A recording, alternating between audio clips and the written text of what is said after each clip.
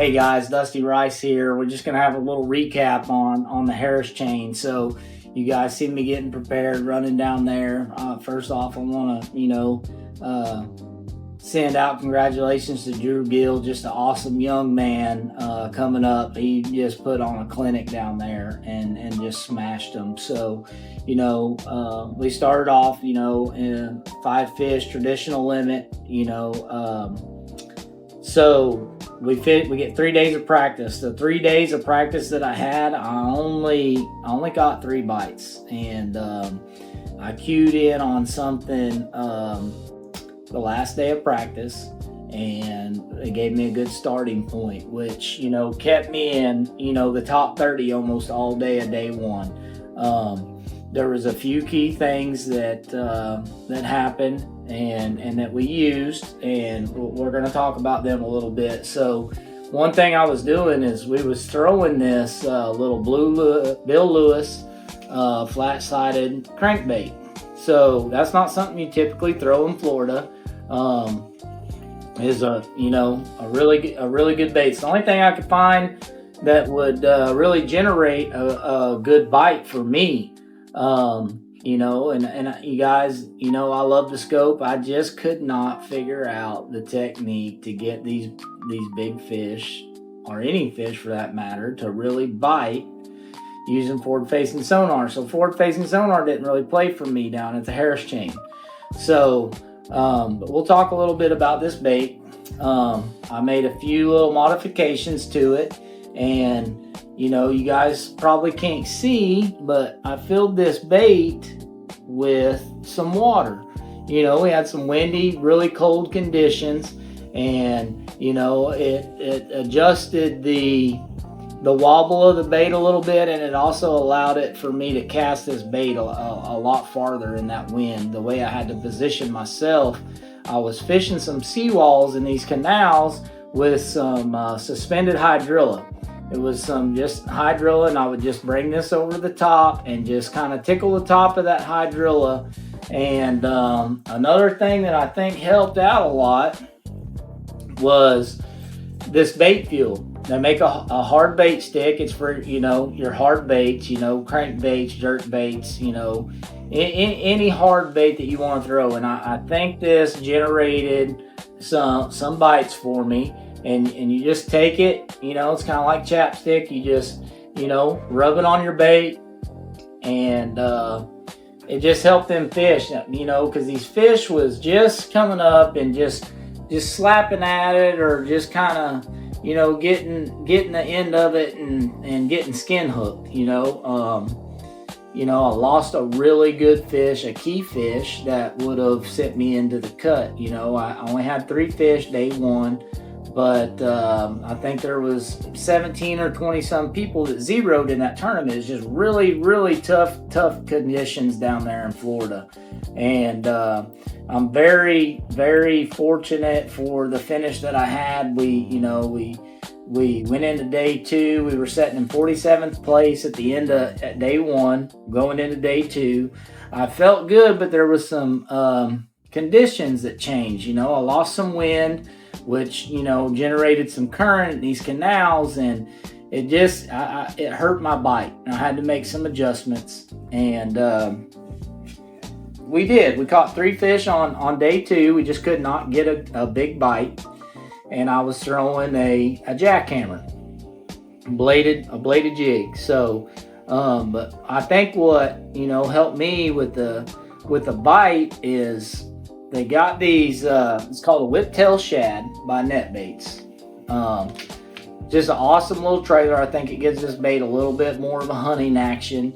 It's got a awesome little tail on the end of it, if you guys can see that just helps out. And there's multiple different ways you can fish this. You can fish it on a jig head minnow. You can, swim this through grass like a little swim bait. There's multiple different uses for it, but it did generate some bites for me, and made some things happen. We just was unfortunate, didn't get the bite that we needed to get into the cut line. So again, like I said, we couldn't get up there. And these come with bait fuel already in them. But when you want to recharge this too, they also make a bait fuel for your soft plastic. So, you just put one of these in your boat, grab it out every once in a while, you know, put it on there. It's got this Hex Tech technology, and it's kind of like a honeycomb, so it kind of soaks in there, it holds it in there, and it just leaves a little scent trail as you're coming through there. And I think without it, I think this just really helped me generate a bite on some fish that was very finicky in Florida. It's if you guys go back and you watch the episode, you can just hear everybody talk about how hard it was to fish in Florida. I don't think them fish has ever seen 40-degree water temperature. It's not like where I grew up on Table Rock Lake, where cold water just doesn't affect the bass up there like it does in them southern fisheries. So, but guys, another thing I want to talk about that I think that helped me out is something that I noticed in practice was these fish. They was just barely getting this bait, and if I use a little stiffer rod, I would pull some bait away from the fish. Like, I didn't get a good setup on them. So what I went to was this Halo rod. It's made by Halo. It's a jerkbait rod, which Halo is one of my sponsors. Awesome product, awesome rod. They got an unbelievable 5-year warranty on these rods. So as long as it isn't self-inflicted, you slam it in a car door or whatever, they're going to take care of you. And simple process. You just go to American Bait Works, you go to the little icon, Halo rod, you fill out your little form, you'll cut this out right here on the blank, and you'll send it in, and they'll send you a new rod.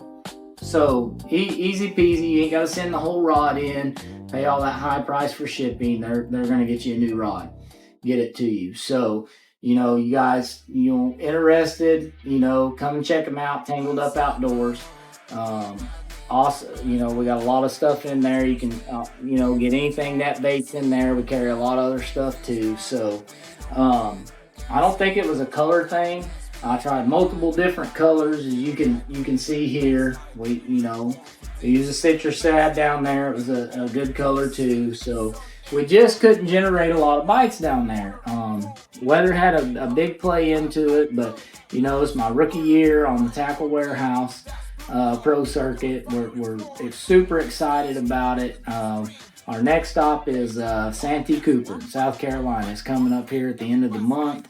You guys stay tuned. You guys, follow along, go on this journey with me. We're going to keep you updated, the good, bad, and the ugly. You can't go out there and win every one, but it feels good to know that I could go compete with some of the world's best fishermen across the country. So, looking forward to hanging in there. I want to give a big shout out to some of my sponsors, of course, Halo Rods, Net Baits, American Bait Works. You guys go check them out and get you some stuff. Check them out at Tangled Up Outdoors. We carry a lot of other stuff too. You guys come and holler at us. Another sponsor of mine, is Brown and Root. That's a company I work for when I'm not fishing. They take care of me. They help me stay on the road to get across the country and fish these tournaments. And I want to give a big shout out to them. Any of you guys out there that do plant work, and looking for somebody to come and do some work for you, check out Brown and Root. Go online. There's a number on there you can call, get a hold of our corporate office, or just reach out to me. We'll get you set up with the right people. Come and do some work for you. Another big sponsor of mine is, Hank Harris with Double H Precision Fishing. He does all kinds of electronics, does a lot of stuff on boats. He's in East Texas. You guys, look him up, give him a shout. You guys need any help, he's the guy. He takes care of all my electronics on my boat for me. It takes a village of people to get across there. There's a few other sponsors we'll talk about, throughout the year. But I want to thank every one of them for helping me get, out there and do this. This is a dream of mine. I love to fish. So you guys stay tuned, follow along on the journey, and we'll keep you updated. And look for the videos coming out. Check us out on Dusty Rice Fishing on YouTube, Tangled Up Outdoors on Facebook, and you guys stay tuned.